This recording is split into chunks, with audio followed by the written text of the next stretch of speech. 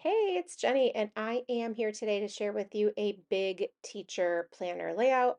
I love to use this layout as an ultra functional, get all the things done planner.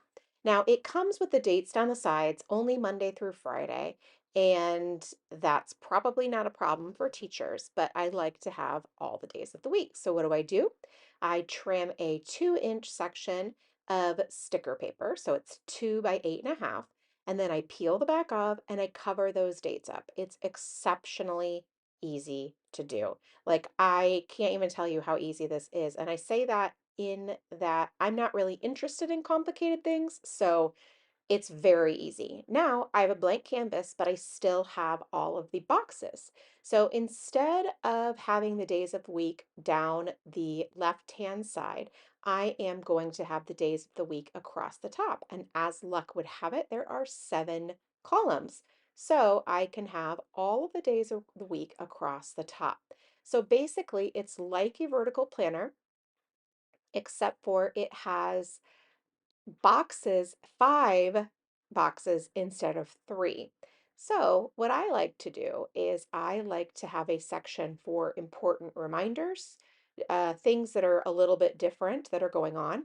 I like to have work due dates, work tasks. I like to have work to-dos. I like to have like a personal home to-do list, and then I like to have my schedule or the schedule of those in my family that I need to be aware of. So, for example, like if my son has baseball practice that I need to go to or a baseball game that I'm going to attend, something like that, I like to put that in there. So, you can see right there, I used stamps along the left-hand side, and you can change up the colors, all of that. I didn't want to. I wanted to keep them black this week. I often make them different colors, and I just decided to go with this week. I use a handful of different stamp sets for those words along the left-hand side.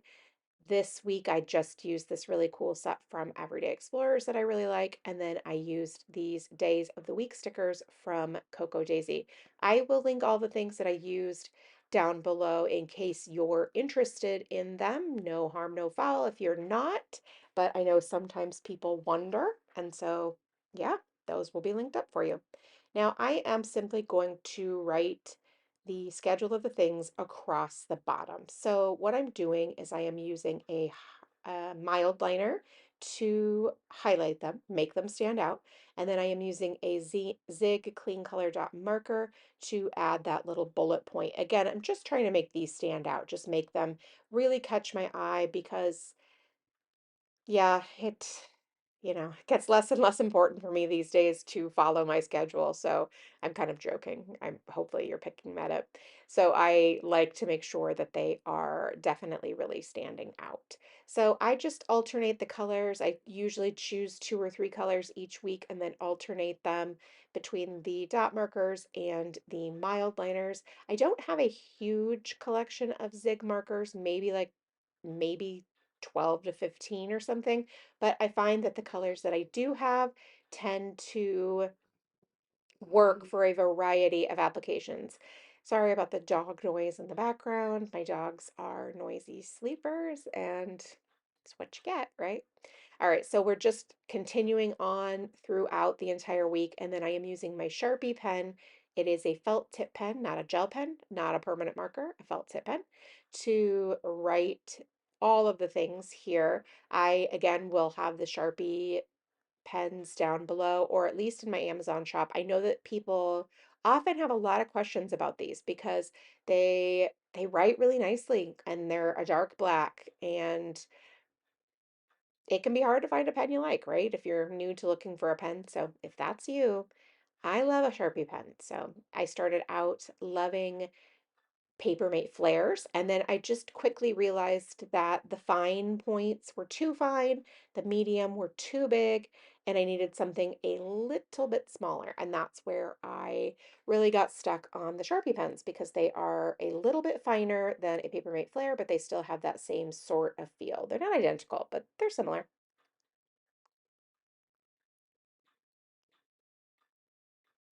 All right, so now this particular week, my son went to prom, and obviously I'm uploading this video a little bit later.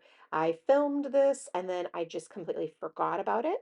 And then I stumbled upon the files and I decided, why not upload this, right? It's super cute and I always love a good teacher planner, and I think you guys do too. It's really genuinely, if you're looking for something to be a little bit creative and then get a lot of things organized each week, this planner is just absolutely perfect. I do believe it comes in a classic size as well. This is a big one, so basically 8.5 by 11, but a smaller one would probably be fine too. And honestly, I think it might actually work really well for me too, like a classic one at this point. Maybe I don't have quite as many things. My two oldest sons are in college, or my oldest son's graduated from college, my middle son is in college, and my youngest son is going to finish his sophomore year of high school here shortly. So, yeah, we're just moving on. All right, so every day I go through and I fill out my work to-do list, my home to-do list, and I check them off. I decide to cancel them or I move them forward to another day. So, I also add in books that I've started, books that I've finished.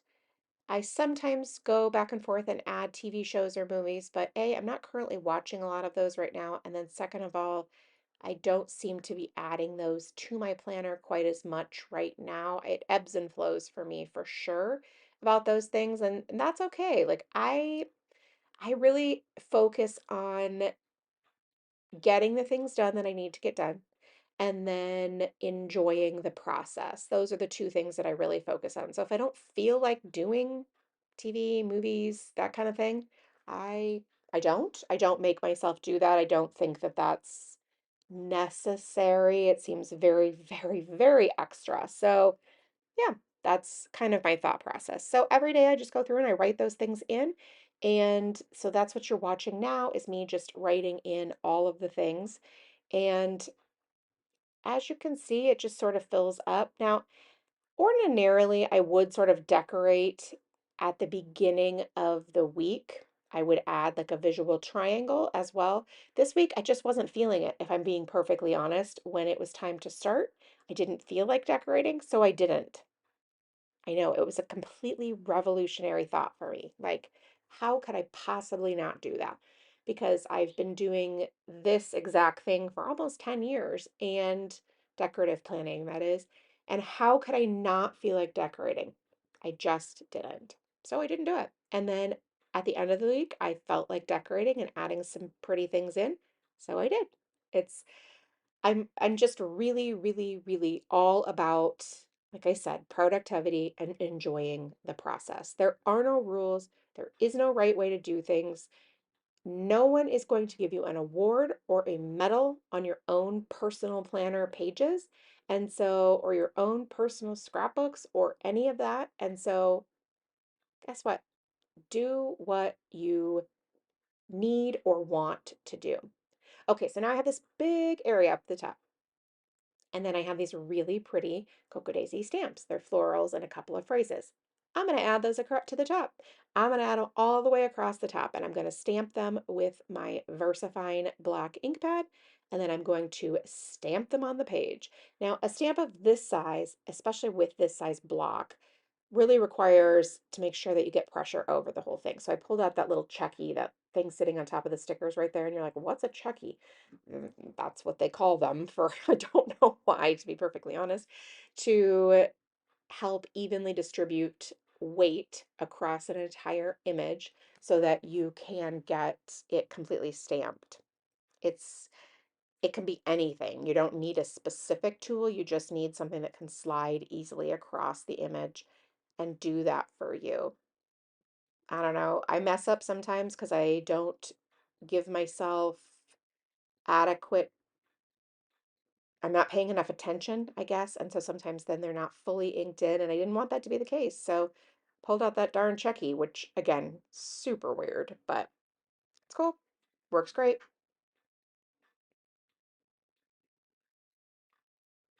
And that turned out really adorable, didn't it? I love those flowers. They're so pretty. They're so like gardeny and springy, and I'm really glad I broke those out. Sometimes I forget about the stamps, if you're being perfectly honest, like because they're mostly just decorative, and I really sort of get in my head and full steam ahead on what I'm doing. So I sometimes forget about those extra stamp sets. And glad I didn't this week because they're really fun and they're very, very pretty. So,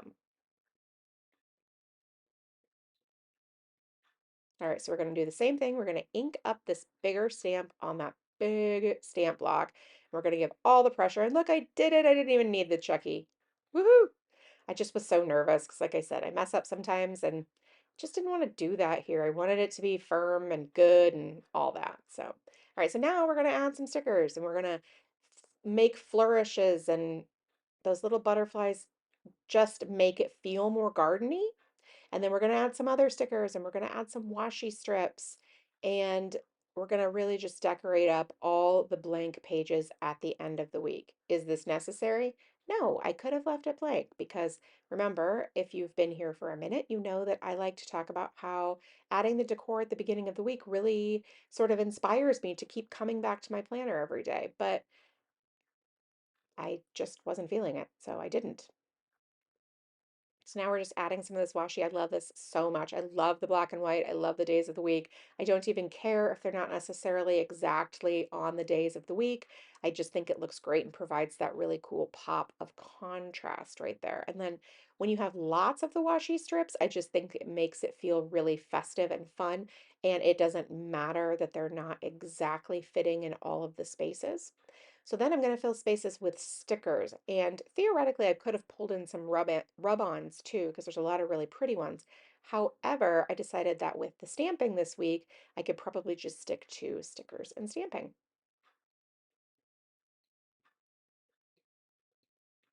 So that is it for me this week. I am just going to finish filling in some of those blank spaces and then I will be all done.